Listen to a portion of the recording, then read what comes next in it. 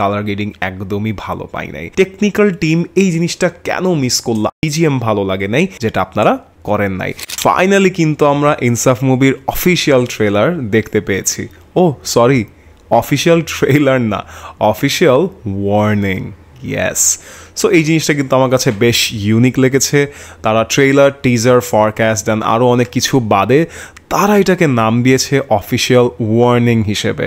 And I guess এটার পরে আমরা কোনো ট্রেলার বা টিজার কাট কিছুই পাবো না। এটাই ট্রেলার ছিল, এটাই আমাদেরকে হজম করতে হবে। So stupid. তো কেমন ছিল ইনসাফের অফিসিয়াল ওয়ার্নিং ভিডিও, আমি সেটাই রিভিউ করতে চলে আসছি। অ্যান্ড রিভিউ স্টার্ট হওয়ার আগে অবশ্যই আমার চ্যানেলটা সাবস্ক্রাইব করে ফেলবেন, লাইক কমেন্ট শেয়ার করতে ভুলবেন না। আমি কিন্তু আপনাদের সামনে মুভি রিভিউ নিয়ে সবসময় হাজির। তো ট্রেলার মূলত শুরু হয় একটা গাড়ির এন্ট্রি সিন দিয়ে, অ্যান্ড যেটা আমার ভালো লাগে নাই। হ্যাঁ, একটা মানে টিজার শুরু লাইক একটা ভয়েস ওভার দিয়ে যে স্টার্ট হতে হবে ব্যাপারটা ওইরকম না, বাট জিনিসটা না হুট করে হয়ে গেছে, আমার কাছে ভালো লাগে নাই। লাইক এন্ট্রি সিনে গাড়ি ঢুকে গেল এইভাবে, একটু জিনিসটা লো লেভেলের লাগছে আমার কাছে, but fine, it was okay. But পরে যখন ট্রেলার আস্তে আস্তে আগায় আমি জাস্ট অবাক হয়েছি শরীফুল রাজকে দেখে। শরীফুল রাজকে যে এইভাবে দেখব, এই ক্যারেক্টারে দেখব, জীবনও ভাবতে পারি নাই।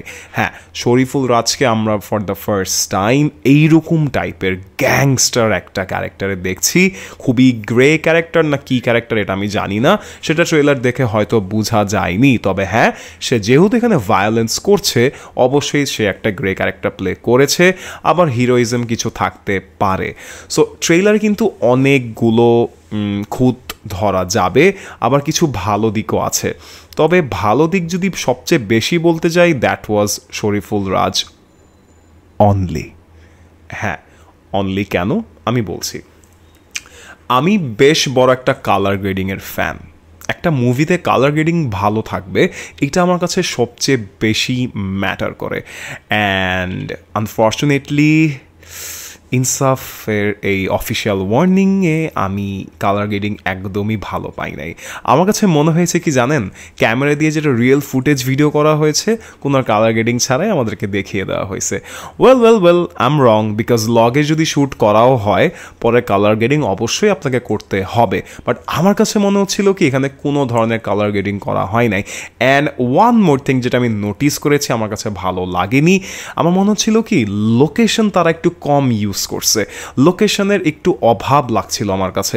আমার কাছে মনে হচ্ছিল কি এক জঙ্গলের মধ্যে অনেকগুলো সিন, লাইক আমি যদি আপনাকে বলি আপনার কাছে সিমিলার লাগবে এই সিনটা, আমার কথার সাথে মিলাবেন, ঠিক আছে? এই যে এই অ্যাকশন সিনটা দেখছেন, এইটা একটা জঙ্গলের মধ্যে, রাইট? এখন এরপর একটা রোম্যান্টিক গান আছে তাসনিয়া ফারমিনের সাথে, এইটাও দেখতেছি একই লোকেশনে। আমি জানি না, আমি হয়তো ভুল, বাট চোখের তো একটা দৃষ্টি আছে, রাইট? তো আমার চোখের দেখায় আমার কাছে লাগছিল যে এইটা একই লোকেশনে। এটা আমার কাছে ভালো লাগেনি।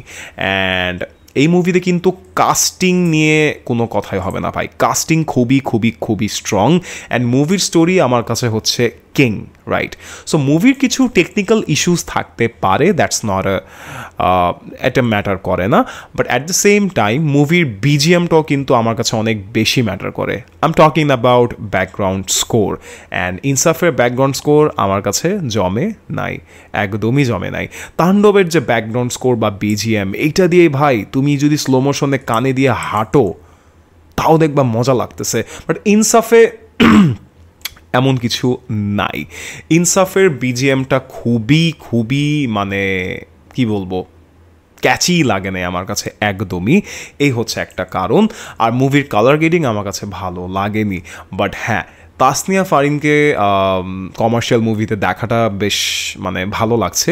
তাসনিয়া ফারিনের অ্যাক্টিং আমার মানে খুব যে বেশি ভালো লাগে তা না, but she is a good actor, good actress. So আমার কাছে খারাপ লাগে না তাকে। সো তাসনিয়া ফারিনকে আমি কমার্শিয়াল মুভিতে দেখে ভালো লাগছে, তাকে দেখতেও ভালো লাগছে। She is cute, she is beautiful. Okay, so এরপরে যেই সব কাস্টিংগুলো আছে, স্পেশালি মোশাররফ করিম। ও ভাই, মোশাররফ করিমকে আমি পোস্টারেও বলছিলাম যে পোস্টার দেখে আমার ভালো লাগে নাই, অ্যান্ড ক্যারেক্টার রিভিল দেখেও ভালো লাগলো না। কেন জানেন? সে একটা গ্রে ক্যারেক্টার, তাকে ভিলেন বোঝানো হচ্ছে, বাট মানে একটা সিনের মধ্যে যে কালার গ্রেডিংটা থাকবে, একটা ডার্ক শেড, একটা ব্যাপার স্যাপার থাকে না, ইনসাফ এটা মিসিং ভাই। টেকনিক্যাল টিম এই জিনিসটা কেন মিস করলো? আপনারা লাইট নিয়ে কেন খেললেন না? আপনারা লাইট নিয়ে বেশি একটা খেলা করেন নাই ভাই, এটা আমি অডিয়েন্স হয়ে বলছি। লাইট নিয়ে বেশি একটা খেলা করা হয় না ইনসাফে, যেটা সবচেয়ে বেশি দরকার ছিল। শরীফুল রাজকে এত জোস লাগতেছে ভাই, লুকস কিন্তু মারাত্মক দেওয়া হয়েছে, আউটফিটও ভালো দেওয়া হয়েছে। শরীফুল রাজের আমরা কিছু লুকস দেখতে পারছি, একটা দেখছি লাইক থাকে না ফকিন্নি টাইপের লুকস, ফকিন্নি থেকে বড়লোক হয়ে গেছে এরকম টাইপের লুকস, হ্যাঁ। অ্যান্ড স্পেশালি মেনশন করা হয় না এখনও, still yes that machine gun shot. Okay, so Bangla মুভিতে এটা for the 4th time I guess হচ্ছে শরীফুল রাজ, ইউনো। বাট আমি শরীফুল রাজ যখন এই জিনিসটা নিয়ে খেলছে আমার কাছে কিন্তু ভালোই লাগছে। বাট ওই যে আছে না, আমরা বাঙালির একটা জিনিস দেখে ইউজ টু না হওয়া পর্যন্ত ভাল লাগে না, এটা শরীফুল রাজের আরও কয়েকবার করতে হবে, তখন আরও বেশি ভাল লাগবে।